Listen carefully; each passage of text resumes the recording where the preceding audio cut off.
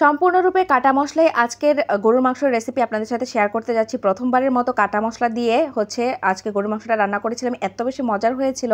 তবে রান্না করেছিলাম ভাইয়ার বাসায়। আর এই ফুলগুলো আর আমার পাশের বাসার এক ভাবির বাসায়। মাশাআল্লাহ অনেক সুন্দর ফুল হয়েছে। আল্লাহ তাআলার সৃষ্টি যে কত সুন্দর আসলে না দেখলে বোঝা যায় না।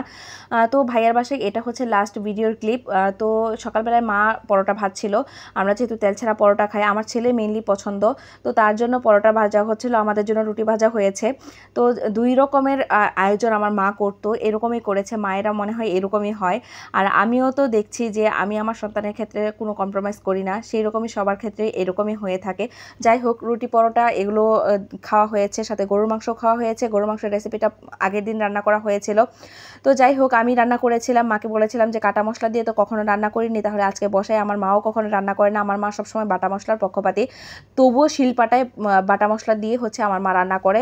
ব্লেন্ডার দিয়ে কখনো ব্লেন্ড করে মশলা রান্না করতে চায় না, এরকম করে। ব্লেন্ডারটা পড়ে আছে মায়ের, এরকম অবস্থা। যারা বাটা মশলার একবার টেস্ট পেয়েছেন তারা কখনো কিন্তু ব্লেন্ডারে ব্লেন্ড করে মশলা দিয়ে তরকারি রান্না করে খাবেন না। যাই হোক, আজকে যেহেতু কাটা মশলা দিয়ে করছি, সেই জন্য কিন্তু আপনাদের সাথে সবটাই শেয়ার করব। এখানে দিয়ে দিলাম পেঁয়াজ কুচি। পেঁয়াজ কুচির পরিমাণটা অনেক বেশি দিতে হবে। তেলের পরিমাণটাও মোটামুটি বুঝে দিবেন, কারণ আপনারা যেরকম তেল খেতে পছন্দ করেন সেরকম ব্যবহার করবেন। এখানে দিলাম রসুন বাটা আর আদা বাটা দিয়ে দিলাম, জিরা গুঁড়ো, ধনিয়া গুঁড়ো, হলুদ গুঁড়ো, মরিচ গুঁড়ো, এগুলো দিয়ে লবণ দিয়ে তারপর ভালো করে মাখিয়ে নিতে হবে, কারণ অনেক বেশি মাখাতে হবে। এটা কাটা মশলা দিয়ে যেহেতু, কারণ বাটা মশলা থাকলে মশলাটা দ্রুত মাংসের গায়ে লেগে যায় বা ঢুকে যায়। কিন্তু দেখা যায় কি যে আমরা যেহেতু আজকে কাটা মশলা দিয়ে করেছি, সেই জন্য কিন্তু আমার কাছে অনেক বেশি সময় লেগেছে। ম্যারিনেট করেও অনেকক্ষণ রেখেছিলাম। আমার মা বলছিল যে এত বেশি মাখানোর প্রয়োজনে হাত জ্বলবে, তারপরেও কিন্তু আমি আজকে করেছি, কারণ আমার কাছে খুবই ভালো লেগেছে কাটা মশলা দিয়ে রান্না করতে। একটু ভিন্ন রকমভাবে করেছি।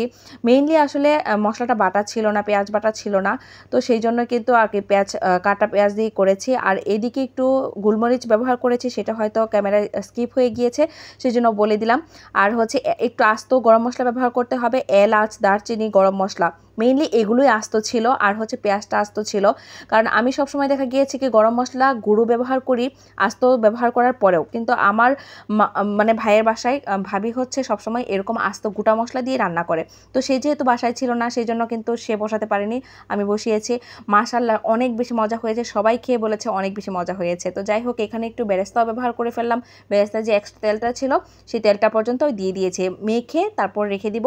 এখানে কিন্তু কোনো প্রকার পানিও ব্যবহার করিনি, পানি কিন্তু অলরেডি উঠে গিয়েছে। প্রায় 20 মিনিটের মতো এটা ম্যারিনেট করা ছিল, তার পরবর্তীতে এটাকে রান্না করে নিয়েছে। আর এটা শেয়ার করলাম না, তার কারণ আমি অনেক বেশি ব্যস্ত ছিলাম। ব্যস্ততার মধ্যে থাকার কারণে কিন্তু আমি এত বেশি ভিডিও আপনাদের সাথে শেয়ার করতেও পারিনি, কারণ পরবর্তীতে সেদ্ধ হওয়া পর্যন্ত অপেক্ষা করতে হবে, এটাই স্বাভাবিক।